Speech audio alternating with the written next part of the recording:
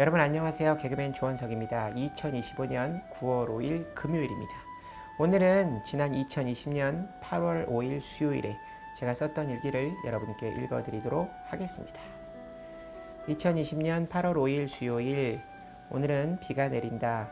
새벽 기도를 다녀오는 시간은 비가 내리지 않았다. 지금은 점심시간인데 일기를 쓰고 있다. 요즘 생활 패턴이 이상해졌다. 새벽 2, 3시에 잠이 들어 5시에 일어나 새벽 기도를 다녀오고 아침 7시쯤 잠이 들어 10시부터 12시 사이 일어난다.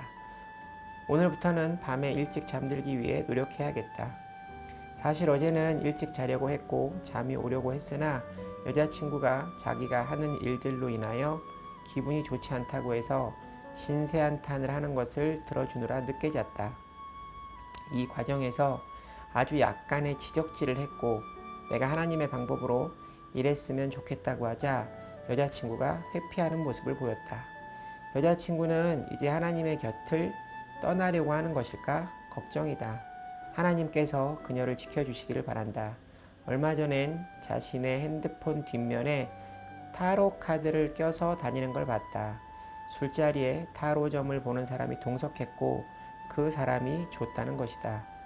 점을 봤냐고 물어보지 않고 그 타로 카드를 뺏어 버리고 말씀 카드를 넣어 두었다. 그녀를 보며 배우는 게 참 많다.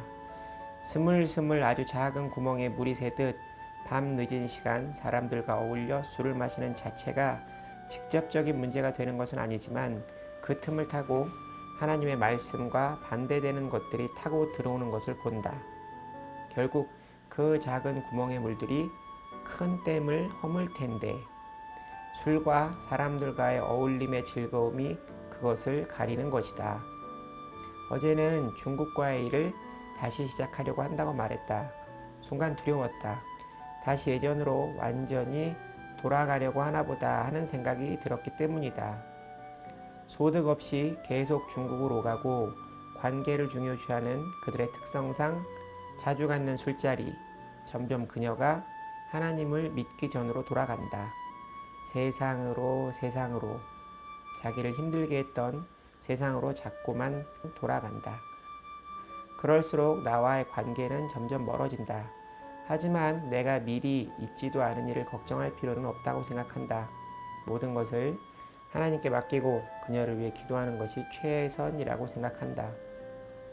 얼마나 힘들게 하나님을 만나놓고 이럴 수 있는지 안타까울 뿐이다. 말 나온 김에 요즘 내 기도가 변화했다.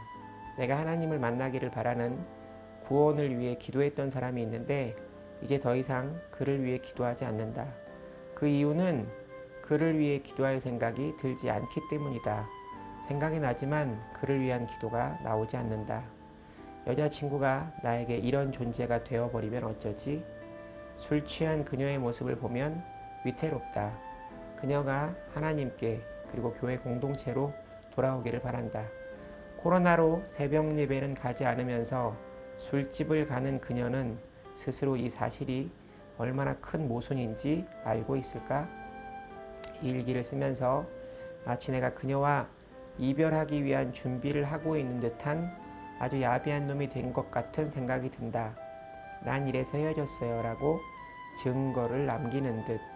하지만 난 그녀의 모든 걸 수용하기로 결정했다. 싸우지 않을 것이다. 이제 이 이야기는 그만하고 오늘 주신 하나님의 말씀을 정리해야겠다.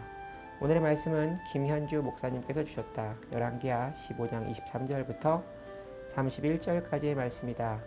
오늘 말씀 그리고 15장 전체의 말씀은 북이스라엘이 멸망하기까지 왕들의 이름을 기록하고 있다.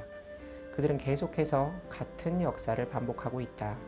24절 말씀, 여호와께서 보시기에 악을 행하여 이스라엘로 범죄하게 한 느밧의 아들 여로보암의 죄에서 떠나지 아니한지라. 28절 말씀, 여호와께서 보시기에 악을 행하여 이스라엘로 범죄하게 한 느밧의 아들 여로보암의 죄에서 떠나지 아니하였더라.